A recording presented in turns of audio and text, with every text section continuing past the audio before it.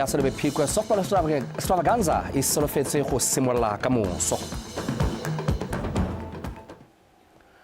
motsana wetso nkamogele o di amogele maitlamo a go tlhabolola khamphani ya Botswana Meat Commission ka mašetla e tsweletse ka ebile puso e thusitse ka madi a fetang 230 million pula go diragatsa maitlamo a tlhabologo e tla lere tswelelopele ya maitlamo a go bala ga tshela Botswana mo maemong a kwa godimo mo mogameng wa nama mo gae le go tokagatsa seemo sa lone mo mebarakeng ya mafatshe fa bua kwa ditshupong tsa temothuo tsa Gauteng Agricultural and Trade Fair kwa Motšhudi Musatautona Renda Bagalathe o kaile fa se tla tsisa pharologano e nonofileng mo mogameng wa temothuo wa lefatshe go atolosa maitlamo a go ntsha dijo tse di lekaneng go tlhama ditiro le go atolosa megama le madirelo a tsamaelanang le ditlhabololo Mahama wa nama wa monogae o tsweletse ka go dira bontle mo mafatsheng mme o simolotse go rekisa nama kwa mebarakeng tota ya akaretsa ya China, DRC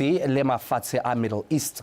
Lefatshe la Botswana le solofetse go nonotsha tomagano ya one le go feta le mmaraka wa Europa o ntseng o rekisetsa nama teng. We have injected 230 million pula into the BMC. We are refurbishing Lobatse Tannery, or that refurbishing is underway. We are intending to construct the Botswana Meat Commission's new meat value addition and secondary processing plant, and we believe this is progressing well. This means jobs, it means more exports, it means more value captured here at home in Botswana. Botswana's beef is world class, top class. How is ya ukona khaola le minwa? And now the world is beginning to buy like it used to buy. We have open markets in the Chinese markets, the world's most populous country, with growing demand for high quality beef. In the DRC, the Democratic Republic of Congo, we have already exported over 160 tons of frozen beef this year alone.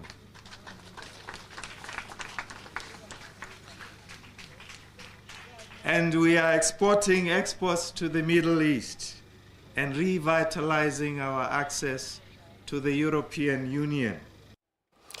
Lefatshe la Botswana le kana la lekgotla la ditšhaba la UN Habitat le saene tumelano ya gore diofisi tsa lekala le tse di tebagatse le kgaolo ya borwa jwa Afrika di nne monogaborone tona ya metsi le bonno re o nnetse magapi o saene tumelano le moakamedi mogolo wa UN Habitat Ana Claudia Rosbach ka la boraro tumelano e solofetse go rotloetsa mafatshe go diragatsa maitlamo a lekgotla la ditšhaba a ditlhabololo tsa senela ruri gore batho botlhe ba akarediwe mo ditogamanong tsa gore ba nne le bonno se se tla jana ka nako e lefatshe la Botswana le mekamekaneng le tiro e kgolo ya go aga matlo a 100,000 mo sebakeng sa ngwaga tse pedi ya Bonno Housing Program e neng ya simolodiwa tota ke Tautona Advocate Maboko ka kgwedi ya Mopitlwe.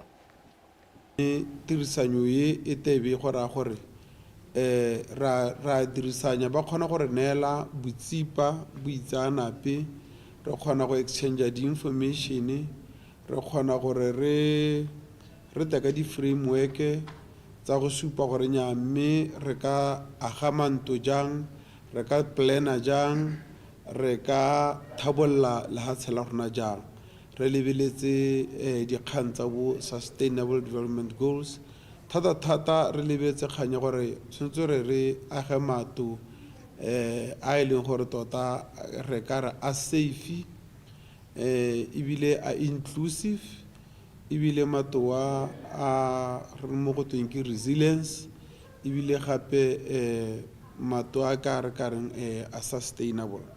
So maikelo ka bokutshonyane hela re itira ha re bua be re decent houses. So maikelo a memorandum ko gone gore re tswelele e re ga re ntse re tsweletse ka bonno jaana e be re lebeletse gore dikgang tsa bonno di a dirisa dikgang tse di tsamaelanang le Sustainable Development Goals. Setlhopha sa baitsanape le ba ba dirang dipatlisiso se ne se etetse lefelo la bojanala la Okavango Delta go dira dipatlisiso tsa seemo sa makgobokgobo a mo nakong eno le gore diphetogo tse di ka nnang teng mo isagong di ka ama jang makgobokgobo ao.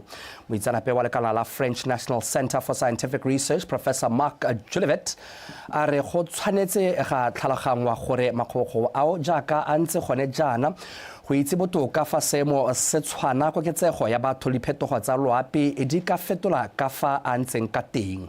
Setlhopha seo se ne se etetse setlhakatlhake sa morutsha beke eno e simolola. A re utlwa Martha Kaisara ka pego.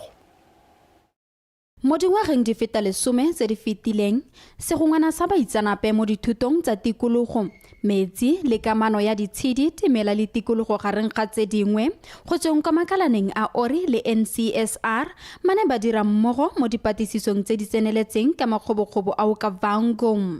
Kgangkgolo e le gore maduo a dipatisiso tseo a those bogakolodi ka melao go sireletsa le go somarela makgobokgobo jaaka lengwe la mafelo a bojanala. The delta is a unique object. It's a unique. Makgobokgobo ke selo se se pharologano. Metsi a teng ke a masisi mo nakong ya gompieno ga a kgothelesega yaanong jaaka re batla go tlhaloganya gore makgobokgobo a ya go fetoga jang mabapi le phetogo ya loapi kgotsa koketsego ya palo ya batho re tshwanetse go tlhaloganya gore a mo seemong sefe mo nakong ya gompieno. We have to understand how it works. It's research, it's also to help. Dipatisiso tsa rona di re thusa le go gakolola puso go tsaya ditshwetso tse di maleba go ka sireletsa setšhaba. Just for sustainable development of the delta. So every research that we do, we put people at the center of our research. Se tona ka kganya metsi gore metsi a tla le kanang kang le gore nako ya gore gang ka yona e kanang kang, because these are the two properties of the flow which are very important to the delta, because the organisms, the biodiversity in the delta, it's adjusted to those conditions. Go goroga kwa Morutsha Island, maitsanape le baemedi bangwe ba maphata a puso ba ne ba ralala noka ya Okavango ka mekoro. Mosepele o tsere metsotso e 30 mme bakgweetsi ba mekoro ba ne ba abelana dingwe dikgwetho tse ba kopanang natso jaaka ba direla mo makgobokgobong. Madazi a thibile mme ebile ke kopa gore lona ba gormente re thuse re tsamaya re ba gotha mota ha mathaka le maja a thaba go na le boja jo mongwe jo bo sega hela jana go sega hela jana bo bidiwa go thomokanja boja jo mme ka go motsenya teka gore ke yone channel hela madi a bojanala a tsena thata mo letolo la gormente mme rona kwano ba ra hulela re bona matsananyana hela kopo ye ke ta e kopane ke kopa go ruthuswe ka mochimbamo go na le setharati mochimbamo o bogolo la o ka batho la le JCB ya go ga mochimbamo ya o ntshetsa konte bogolo wa tsuwa go ka nna botoka ka gore mochimbamo o tswala noka jaaka mohama wa bojanala e le nngwe ya seikokotelo sa itsholelo ya lefatshe leno tirisano mmogo ya maphata ya rotloetswa go thusa go somarela le go tsamaisa mafelo a bojanala. Martha Kaisara, BTV News, Morutsha.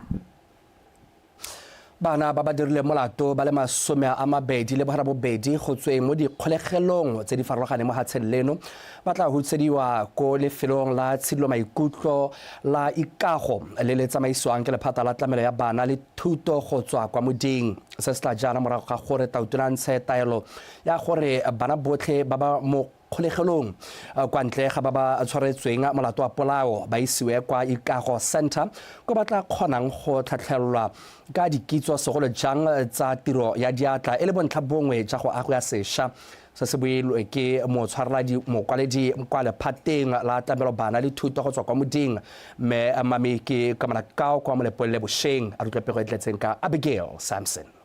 Lefelo le la Ikago Rehabilitation Center le butse semmuso ka 2001 mme le ntse le sa dirise thata mo nakong e le na le bana ba le bararo fela ba ba goang sešwa mme jaanong go ntšha ga taelo ke Tauteng Advocate Dumaboko gore bana ba ba tshegeditsweng kwa dikgolegelong ba iswe Ikago go tla thusa gore bana ba goe sešwa botoka ka tla re gone foo ba tlhatlhelelo ka dithuto tsa diatla di tshwana temo go dira ditena le go betla tse di tla ba thusang go amolesega motlhofo mo setšhabeng nako e ba gololwang. Bana ba tshwanetse gore go tele ga go te ba gotlhagotlhane le molao ba nne le bokaedi jo bo rileng.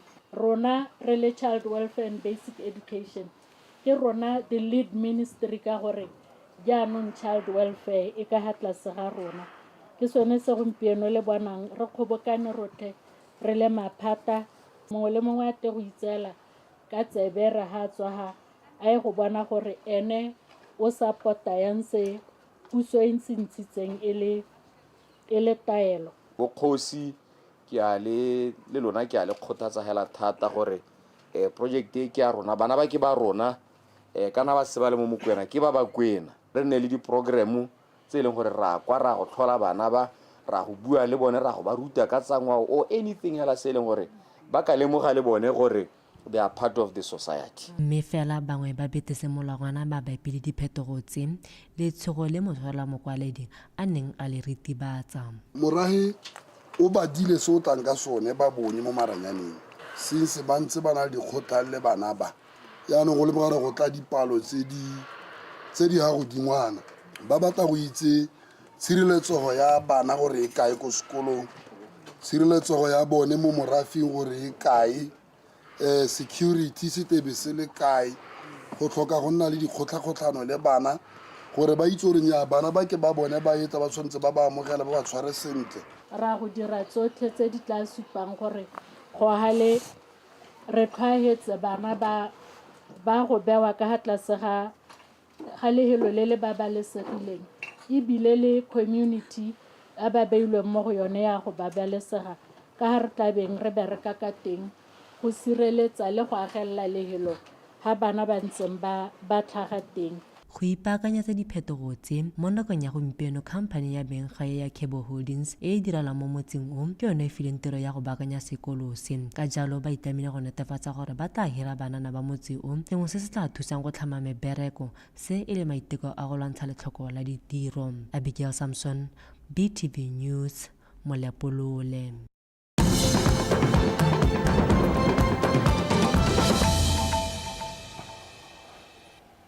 A re tswalela sekolo sa Botho University se ntshitse madi a hetang 4 million pula go duelela dithuto tsa dikolo tse di kgolwane tsa bana ba ba nang ko dikampeng tsa batshabi fa amogela ke molokeng eo maabane mo gaborone tona wa boatlhodile ka go sešwa magolego a Nelson Ramaotwana o supile fa go duelelwa dithuto mo go tla thusa baithuti ba ba tswa kwa go akola dithuto tota thuto ya dikolo tse di kgolwane e tla betlang bokamoso ja bone. Pego ka Mojadi Mokibelo.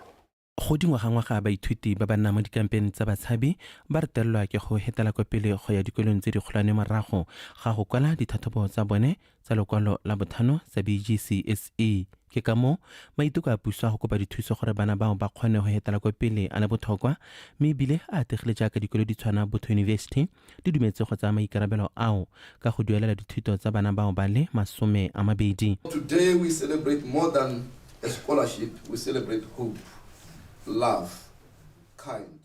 Tsatsi jeno re ipelela lorato, tsholohelo le bopelontle jo bo dirilweng ke sekolo sa Botho University. Mo dingwageng tse di fetileng maiteko a e ne e le torohela mo baneng ba ba nna mo dikampeng tsa batshabi. It's a dream often deferred by displacement, conflict and hardships because most of these people they come from war-torn zone areas. It is a game change. Education, particularly higher education. Se ke kgatelo pele ka thuto e kgolwane e le mmamma mo go thabololeng matshelo a setšhaba. Here have benefited from higher education of some form or the other. baithuti ba supile ba ta dira ka nata go aloga mo dithutong tsa bone. And I'd just like to say thank you for the opportunity to further my studies. Ke lebogela tshono e go bo ke tile go nna moithuti mo sekolong se. Everyone else to get the opportunity to study and better their life. Moving forward, I think it will change my life for the better. I think that I'll be able to. Se ke kgatelopele mo botshelong jwa me mme morago ga go aloga ga me ke ta thabolla matshelo a batsadi ba me. Never really had or weren't able to provide, right? Maiteko a galalediwa jaaka e dipinagare mo go akaretseng bothe le go nonotsha baithuti ba ka dikitso. With partners like Botho, we're getting somewhere into declaring human beings. Re opela le go fi maiteko a tshwana la sekolo sa Botho University go bo ba lemoga bana ba. So I want to really thank you for seeing them.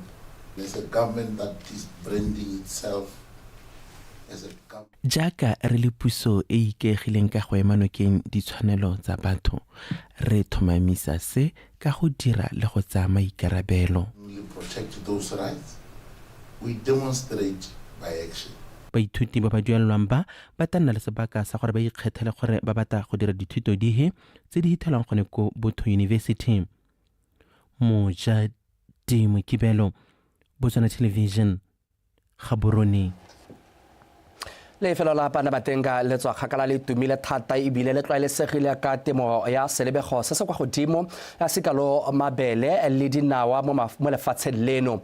Le fa go ntse jalo balemi bangwe ba re ba bone gore ba tsene mo temong tota ya dijwalo di tshwana le ditapole kofi le sunflower tse ba reng di boga di bogaufi gape di dira sentle fela thata. Mme re dikgang wa Botswana Television kwa Chobe ke a leboga eole o na etela bangwe ba balemi kwa polaseng ya Panamatenga. Lehelo la Panamatenga le tlwaelesegile ka mmu o seloko o balemi ba reng o siametse temo ya mabele le dinawa. Le fa go ntse jalo balemi bangwe mo Panamatenga ba ne ba seka ba ipona tsapa ka go lekeletsa dijalo di tshwana le kofi e sa tlwaelesegang fa. Balemi ba re le ntswa dijalo tse di le dishamono mmaraka wa tsone o teng ebile seo se a nametsa. This is SL28. It's a Zimbabwean variety of coffee, of Arabica coffee. We go from this tree here, we harvest it by hand, we dehull them, we process them, we dry them, we dehull them again, we sort them, we roast them, and we go as far as selling bags of coffee, beans roasted or grounded, or at our coffee shop. Sunflower, it's an oil crop. Gape e dira dijo tsa diphologolo, e dira dijo tseno for the cosmetics tsa ditolo. There is Cernaria, there is Chiamarana specialized there Cernaria. Cernaria, how we compare lona Chiamarana, this one is of high protein content. Let the oil quality thing happen, but sunflower on hella, it's an all year round crop. The two varieties that we have is Sifra and Mondial. Throughout the years, we've discovered that is our best cultivars that we can use here. Throughout the 6 years that we've been here, the average yield is close to 50 tons a hectare. Yeah. I would say that's a good, consistent average. Le fa balemi ba supa fa ba dira sente ba santse ba na le dikgwetho tse di ba lebaneng. Le fa go ntse jalo balemi ba re puso e ka tsenya letsogo ka go gokela motlakase le go tsisa metsi mo dipolaseng tsa bone gore ba oketse temo go nna ya selebego se se kwa godimo. We really want to try and expand somewhere where there's like sandy loam soil so that we can be consistent. You know, we are only in the market for 3 to 4 months of the year. Then we need to rely on neighboring countries, you see. So we are trying to fill that gap. The Agro Zambezi project is going to change a lot of things. If that can happen, obviously the farm or the land that they've been allocated there is ideal, it's perfect. So if that can come through, it will be a game changer for the whole country. And also we need a lot of water to irrigate them. At the moment we are using diesel generator power. I realized that we can do more with the land in Panamatenga area than just a dry land black cotton soil, we can do other crops as well. So many years back, I planted potatoes here. I started off with potatoes and tomatoes, but potatoes was a new thing here. And we took off the most beautiful potatoes here. And today I'm proud to see a lot of my fellow farmers planting potatoes, and I don't do potatoes anymore. Temo e mo Pandamatenga ke sesupo sa gore lehatshe leno le na le bokgoni jwa go ntsha dijo tse di lekaneng ga mmogo le tse di ka rekisetswang mahatshe a mangwe. Ke a leboga Eole. BTV News, Pandamatenga.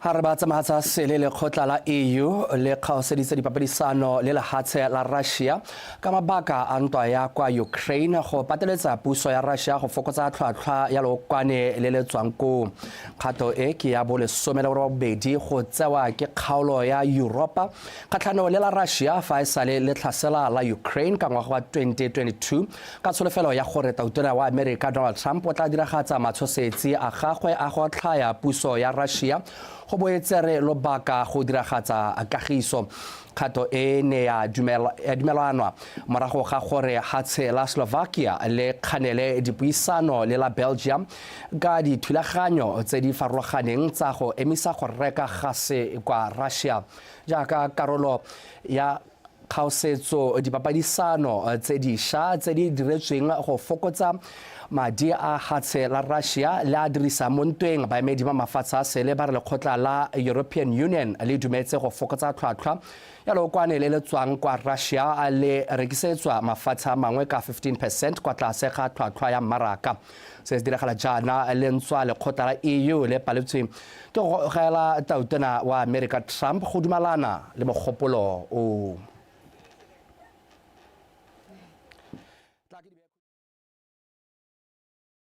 patane go bega ka tsa metshameko dumela Motswana dumela Botswana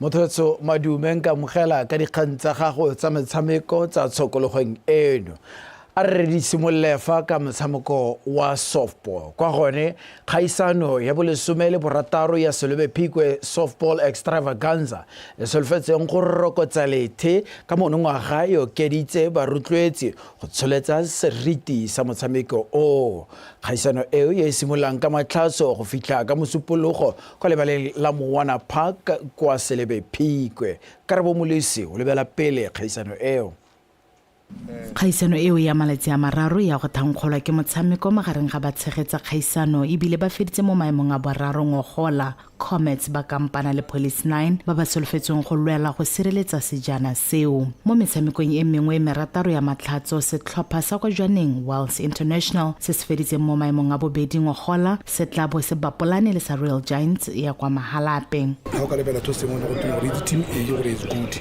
ha tsona le tsaba le team e yengwe team B yengwe so bo go tita kgaogang gompieno team tse di bitsong in one basket except the host bo ra tsote di a thusiwa so team ngwe le ngwe le nga re dumela gore itile ka bokgoni ja yo ile mo kgoni ja yo gore e na le tshiamelo ya gone gore ya hela ile championship because ha re kgaoganya le team jalo ga re go di softball ka tsela mo motho ka nare go na le team tse re dinelang en apa henda go gore ye na go nna ka tshwantsana ka re tshabi lo ena ba o tshameka le yone ga go se go tie ke mo e mo bi o ta ona le sogo gale go tsawa di team tse pedi tsa South go tsawa di team tse pedi tsa North di dira group ba di dira bracket the strongest ke yone a go tswa ke number 1 ha e tswa ho e tebetsa team from other bracket e le gore tebe e dule le one number 1 e win from those two number ones e hetala go finally e le gore ne lusa as no na tshameka le number 1 e emela di number 2 tsa di group tse ditse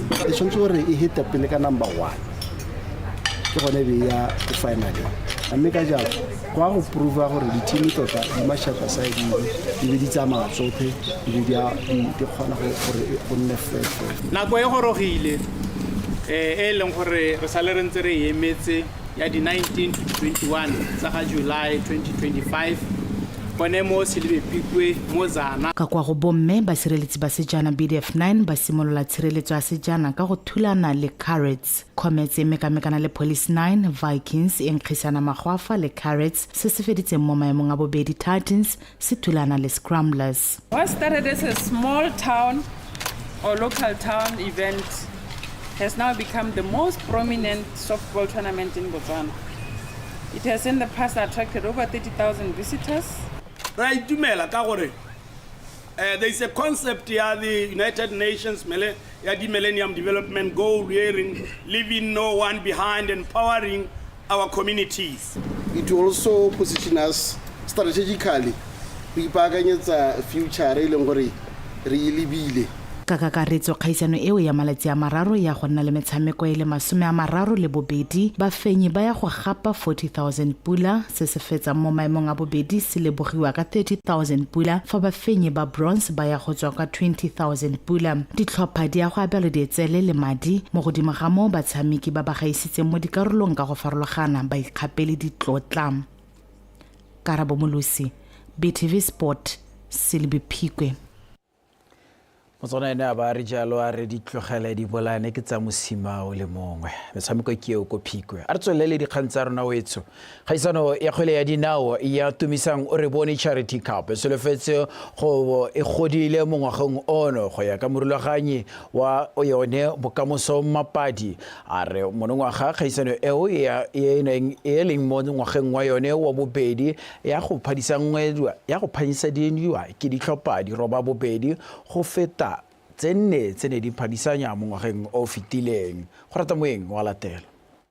Pampadi a re kgaisano e tsena mo ngwageng wa yone wa bobedi ebile maikaelelo a yone le go thusa ba ba tlhokileng lesego ga mmogo le dikolo ya go akaretsa ditlhopha di roba bobedi go tswa mo metseng e mabapi le Letšeng, Mahalapitsa, Malaka, Matlhokola gareng ga e mengwe. The objectives of that tournament was to Mosola kgaisano e tota ke go leka go fokotsa mekgwa e sa siamang mo bananeng jaaka re bona gore re tlhasetswe ke kgokgontsho ya bong ditagile tse dingwe mme o tla lemoga gore bontsi jwa nako go supagala fa ba sa bereke mme gape ba na le ditalente mme ka jalo ra dira gore re tshware dikgaisano tse e ba fang tshono ya gore ba tshameke mme ka jalo ba lemogwe ke ba na le seabe.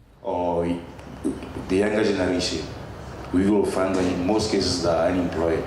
But you find that they do have the talent that they haven't realized. So coming up with this tournament, we said, okay, now let's do the tournament, let's go and play, let them be seen, use the platform, use your name to speak to them as well. Ngwaga o fitileng barulaganyi ba kgaisano ba abetse ditlhopha tse 4 tse di neng di phadisanya dimpho tsa dijo tse ditlhopha di neng di abela bao ba tlhokileng lesego mo metseng ya bone.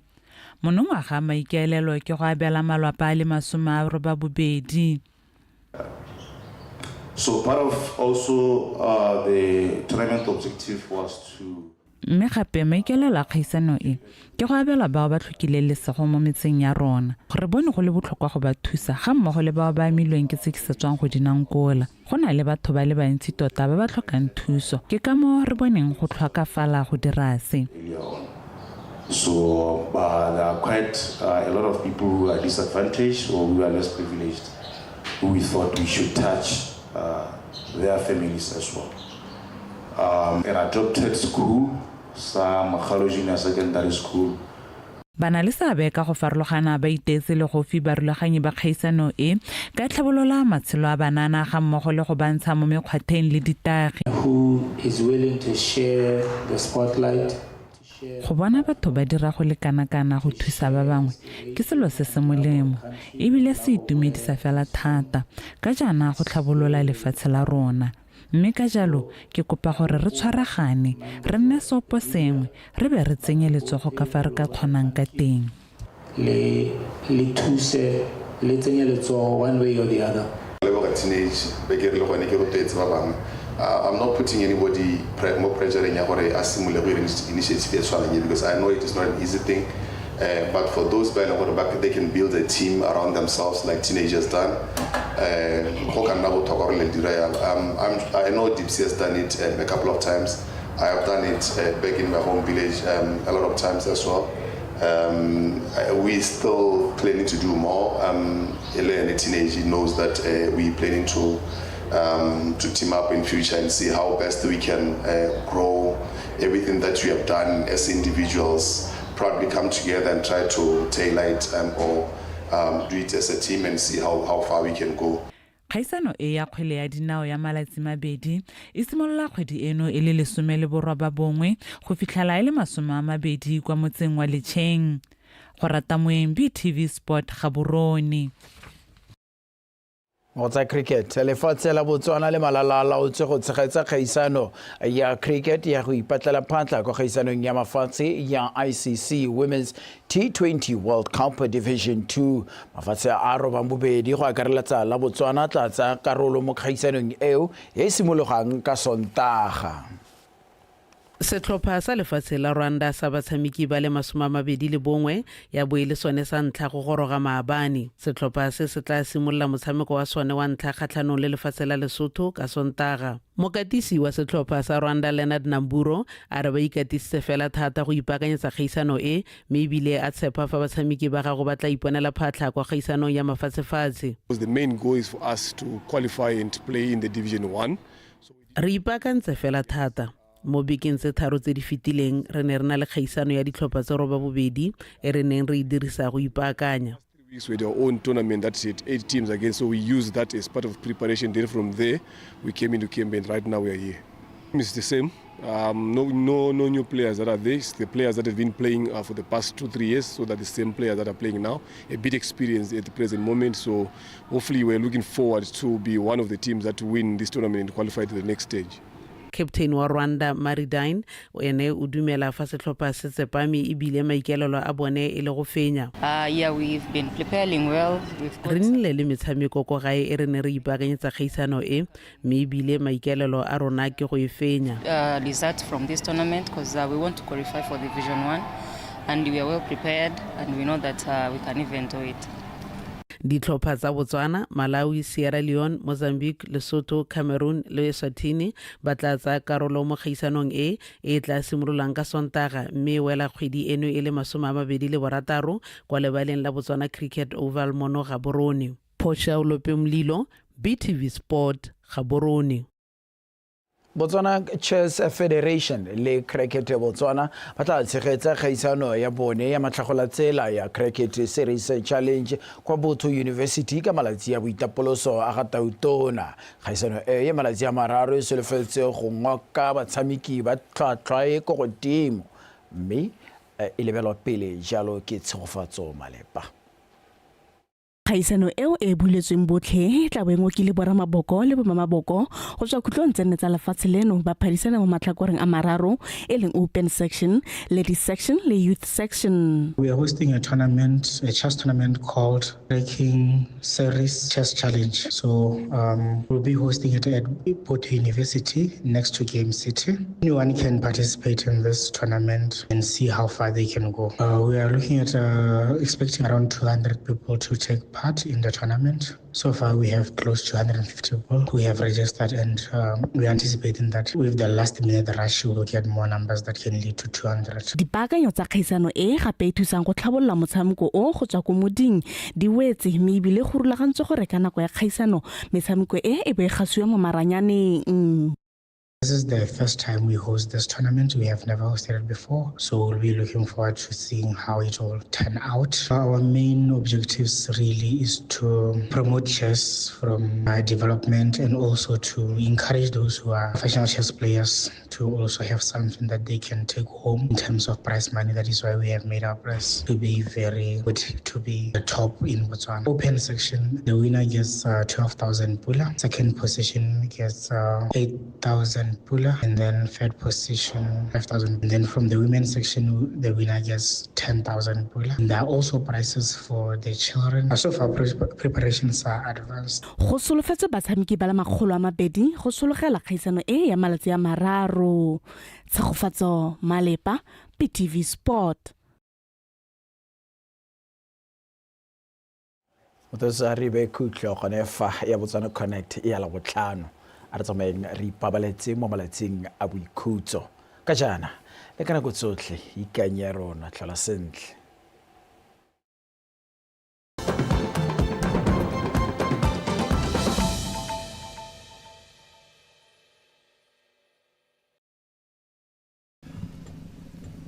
puso ya lehatshe